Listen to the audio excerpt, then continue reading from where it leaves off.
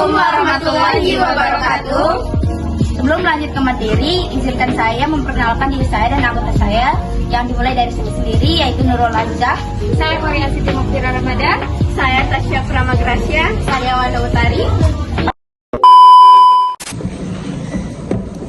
Assalamualaikum Ibu, permisi. Waalaikumsalam. Dengan Ibu siapa, dari mana? Dan Ibu Tasya dari Ampenan. Oh, kira-kira apa yang bisa saya bantu, Bu? Jadi gini Bu, kan kemarin saya sempat ke puskesmas kan.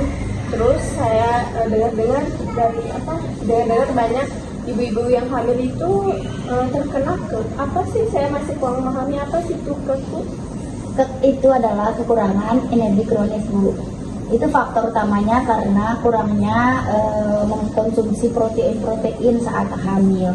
Contoh proteinnya itu seperti makanannya itu contohnya ada telur, daging-dagingan, daging ayam, daging sapi, ikan, seperti itu, Bu.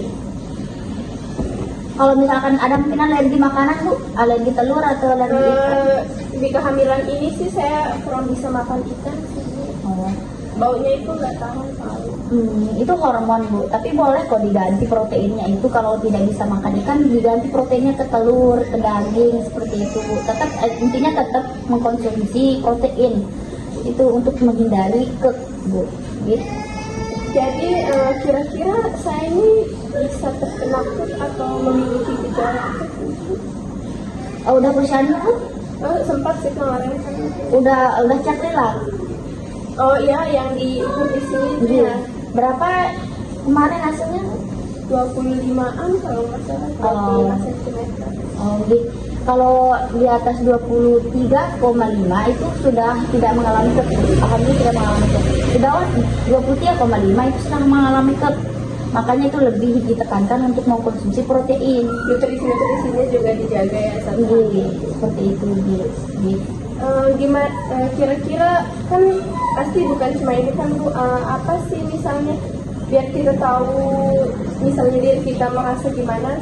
Ciri-cirinya, Bu. Ciri-ciri Sebentar mungkin saya. Kenapa kayak gitu? Sini ada leaflet tentang apa itu GERD, ciri-ciri GERD, Bu. Mohon maaf sebentar. Di sini ada ciri-ciri GERD. Badan terasa lemah, lemas, lesu dan letih. Terus wajahnya ibu hamil ketika GERD itu pucat, Bu. Berat badannya sulit bertambah. Terus ukuran wilaknya seperti saya tanyakan tadi itu kurang dari 23,5 cm. Berarti alhamdulillah ya saya enggak ya. Bu. Tidak mengalami, alhamdulillah. Terus yang terakhir di sini ciri-cirinya ada anemia.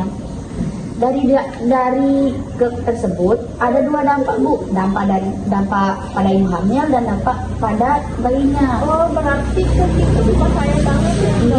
Dampaknya itu ke ibu hamil. Ada dampaknya ke ibu hamil sama ke bayinya. Kalau ke dampaknya pada ibu hamil itu nanti bisa jadi ada pendarahannya, keguguran, seperti itu.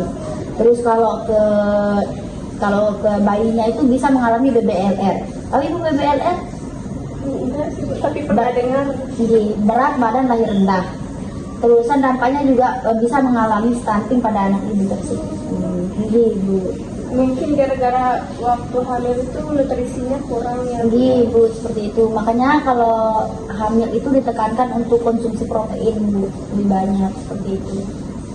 Selain itu apalagi sih Mbak yang bisa dilakukan agar kita sebagai ibu hamil ini tidak terkena GERD gitu, untuk jaga-jaga aja?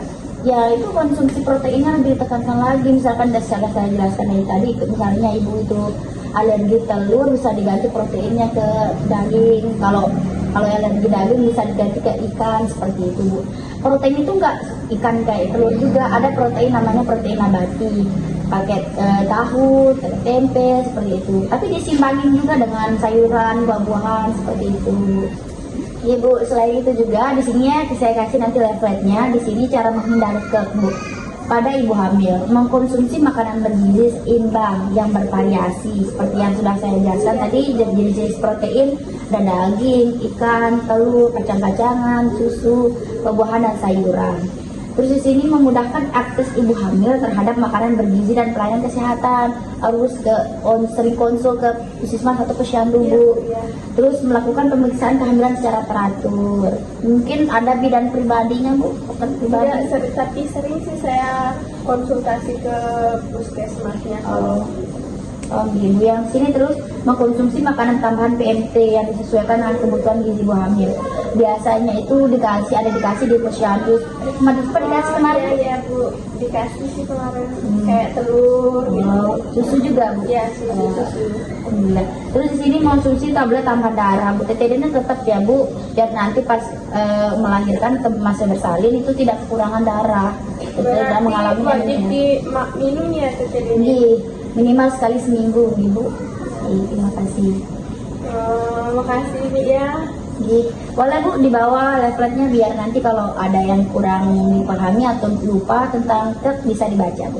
Makasih Bu atas waktunya. Saya permisi ya. Bu, hati Bu di jalan. Assalamualaikum. Salam.